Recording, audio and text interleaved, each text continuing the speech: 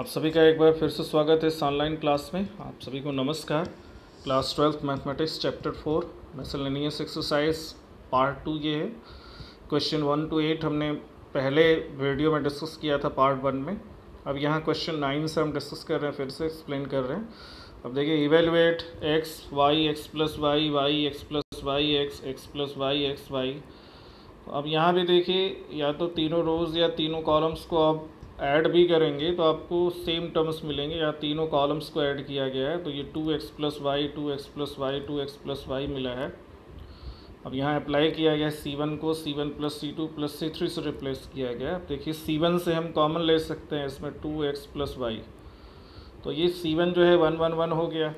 अब 1 1 1 हो गया तो 2 को 0 बनाएंगे तो R2 को R2 माइनस R1 से, R3 को R3 माइनस R1 से रिप्लेस किया तो ये वैल्यूज़ आ गई। देखिए, अब इसके बाद हम इसको R1 के अलॉन्ग C1 के अलॉन्ग एक्सपेंड कर देंगे, क्योंकि C1 में 2 ज़ीरोज़ हैं। तो अब देखिए, इसमें ये मिला।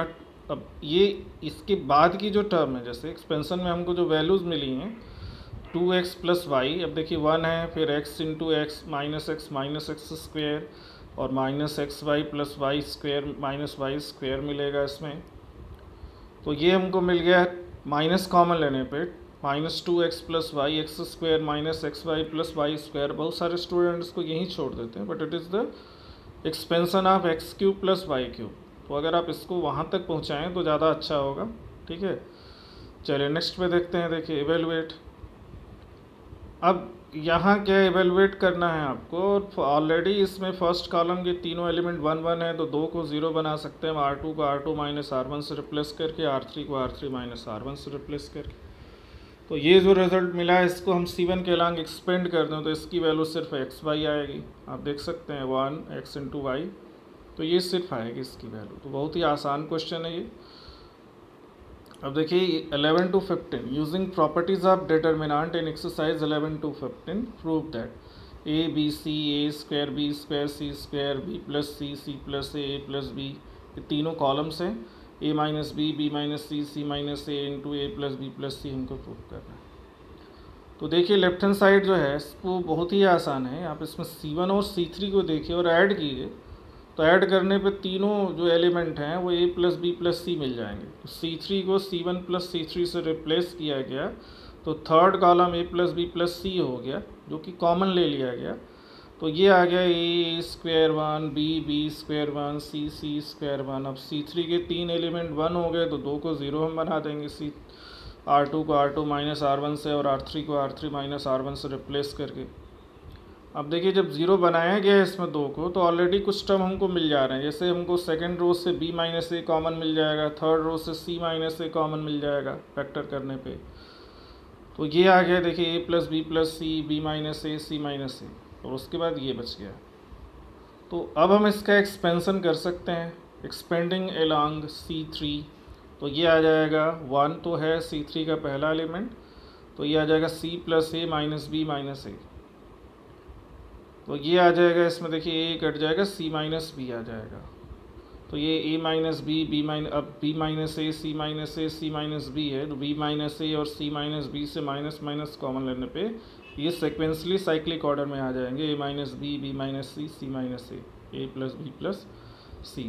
क्योंकि साइन थोड़ा डिफरेंट हो जाती है। जैसे b माइनस ए हमको चाहिए minus b, c minus b हमको चाहिए b माइनस सी। तो इन दोनों से हम जब माइनस कॉमन लेंगे तो माइनस माइनस प्लस होगा, बट ये भी जो रिक्वायरमेंट है वो फुलफिल हो जाएगा। देखिए, यहाँ 0 लिखा है, but that is the bracket, close bracket करना है। नेक्स्ट पे देखिए 12th में ये हमको प्रूफ करना 1 plus p x y z x minus y y minus z z minus x where p is a scalar. तो देखिए, डिटर्मिनेंट की प्रॉपर्टी 5 थी कि अगर कोई रो या कॉलम मोर देन 1 टर्म के सम के फॉर्म में एक्सप्रेस्ड है तो उसको हम स्प्लिट कर सकते हैं उतने डिटर्मिनेंट में। तो यहाँ C3 में हम इसको 2 डिटर्मिनेंट बना सकते हैं। देखिए, बीच में प्लस है तो 2 डिटर्मिनेंट ये बन गया। पहला डिटर्मिनेंट पहले एलिमेंट C3 में 1 1 है उससे, और दूसरा डिटर्मिनेंट दूसरा जो एलिमेंट है p x cube p y cube p z cube उससे है। अब देखिए, पहला डिटर्मिनेंट तो एज इट इज़ है, लेकिन सेकंड डिटर्मिनेंट में थर्ड कॉलम से p कॉमन हो जाएगा, फर्स्ट रो से x कॉमन होगा, सेकंड रो से y कॉमन होगा, थर्ड रो से z कॉमन होगा। मतलब सेकेंड डिटर्मिनेंट में पी एक्स वाई जेड ये कॉमन आ जाएंगे, और जब हमको फर्स्ट रो से हम जब x कॉमन लेंगे और थर्ड कॉलम से p कॉमन लेंगे तो फर्स्ट रो क्या मिलेगी 1x और x square, second row 1y square, third row z 1z square. अब देखिए क्या आ गया। अब पहले और दूसरा जो डिटर्मिनेंट बच रहा है, एलिमेंट तो वही बट सीक्वेंस थोड़ा कॉलम का अलग अलग है। तो अगर हम पहले डिटर्मिनेंट को देखें और इनके कॉलम को, जैसे फर्स्ट और थर्ड को हम पहले इंटरचेंज करते हैं और फिर जो आता है उसको सेकंड और थर्ड से 2 बार इंटरचेंज करेंगे तो माइनस माइनस वो 2 बार कॉमन होगा जो कि प्लस हो जाएगा। अब देखिए दोनों ही डिटर्मिनेंट सेम हो गए, और दोनों डिटर्मिनेंट सेम हो गए तो डिटर्मिनेंट को हमने कॉमन ले लिया, तो ये आ गया determinant into 1 plus p x y Z.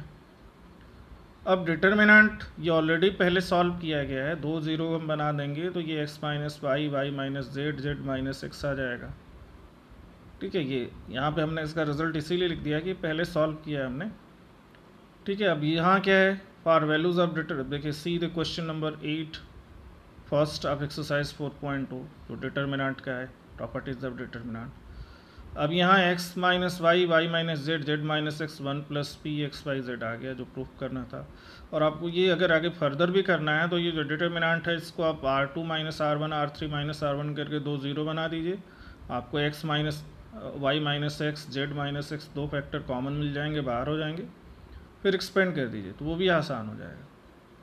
13 question से देखिए 3a minus a plus b minus a plus c, ये फर्स्ट रो हो गया, minus b plus a, 3b minus b plus c, minus c plus a, minus c plus b, 3c। ठीक है, अब इसमें देखिए अगर आप इसमें कंपेयर करें तीनों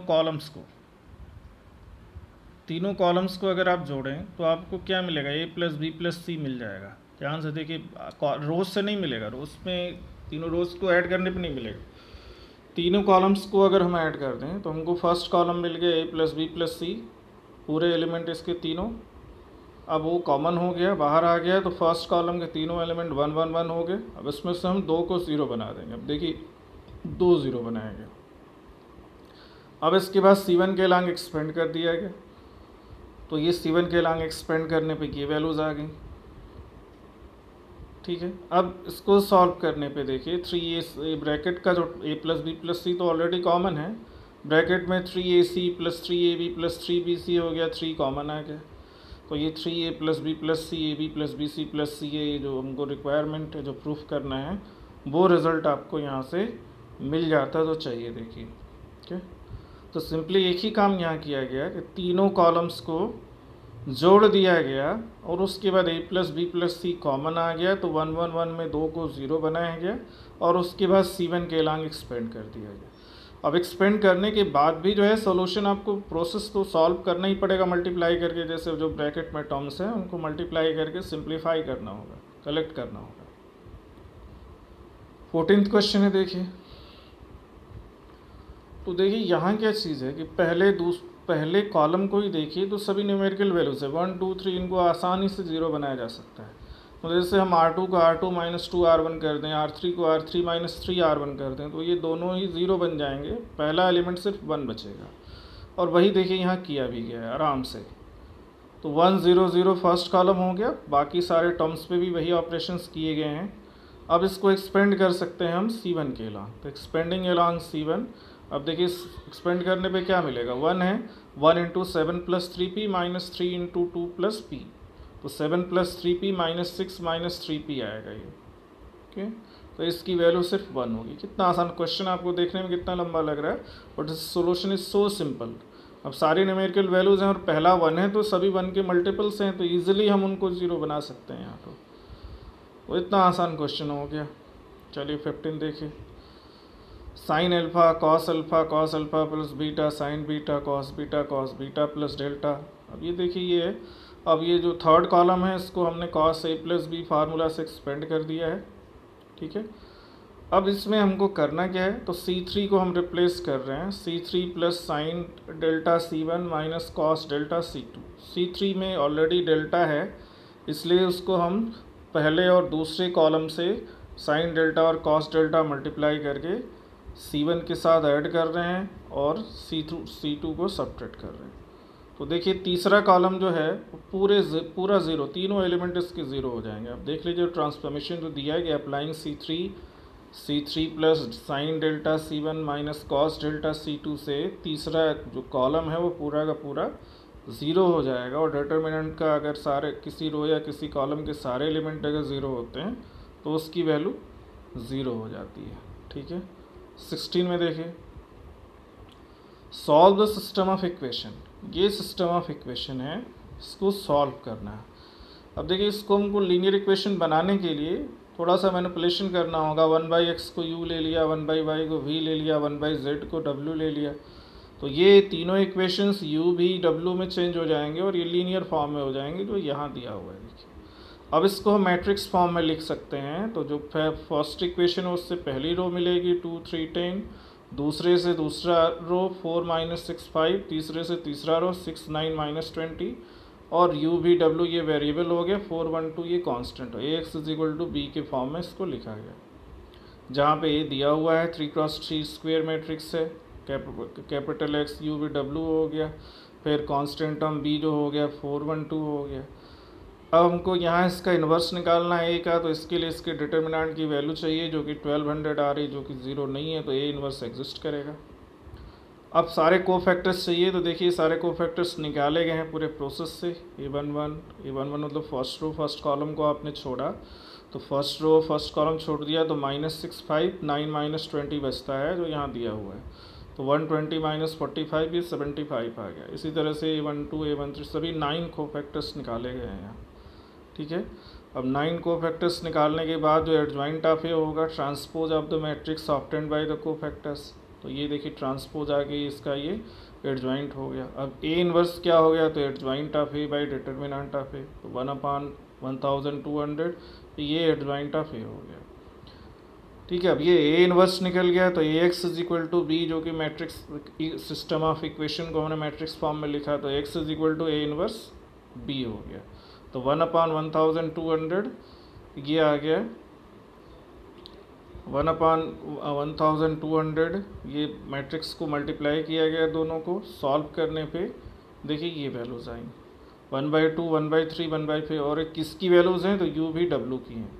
तो u जो है 1/2 हो गया, और u क्या है 1/x है, तो x की वैल्यू 2 हो जाएगी, y की वैल्यू 3 हो जाएगी, z की वैल्यू 5 हो जाएगी उसी तरह से। तो ये क्वेश्चन लीनियर फॉर्म में मतलब सिस्टम ऑफ इक्वेशन का ही है, बट थोड़ा सा डिफरेंट है क्योंकि इसमें रेसिप्रोकल के फॉर्म में दिया है, तो वहाँ पे हमने जूम करके उसको लीनियर फॉर्म में चेंज किया, जैसे यहाँ किया गया 1/x को u 1/y को v 1/z को w।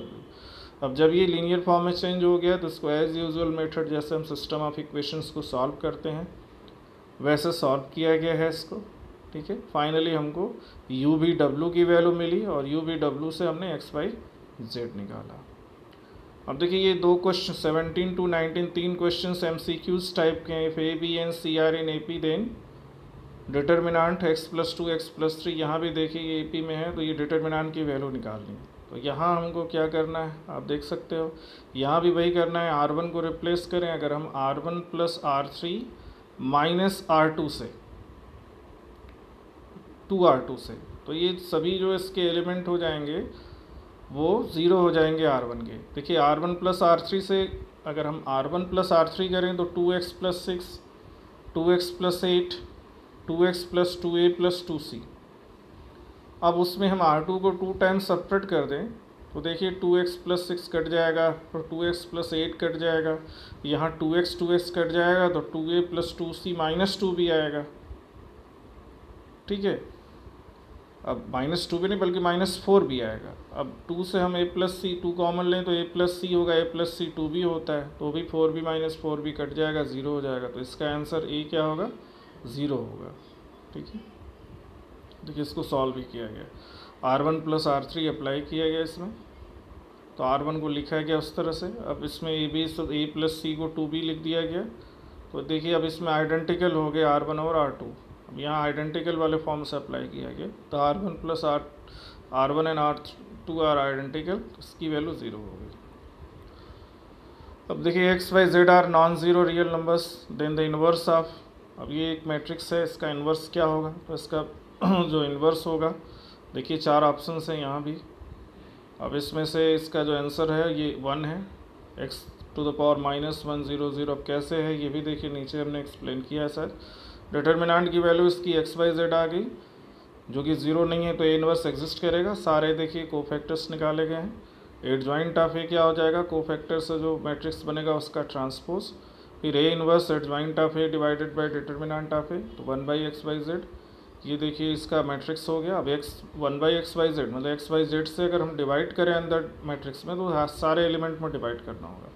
तो ये 1/x 0 0 1/0 1/y 0 0 0 1/z आ गया, मतलब x to the power -1 0 0 0 0 y to the power -1 0 0 0 z to the power -1, जो कि ऑप्शन 1 था। ये 19th क्वेश्चन है कि लास्ट क्वेश्चन है इसका। देखिए अब इसमें आपको इसकी वैल्यू निकालनी है। कौन सा होगा इसका डिटर्मिनेंट, क्या होगा, theta greater or equal to 0 less or equal to 2π है।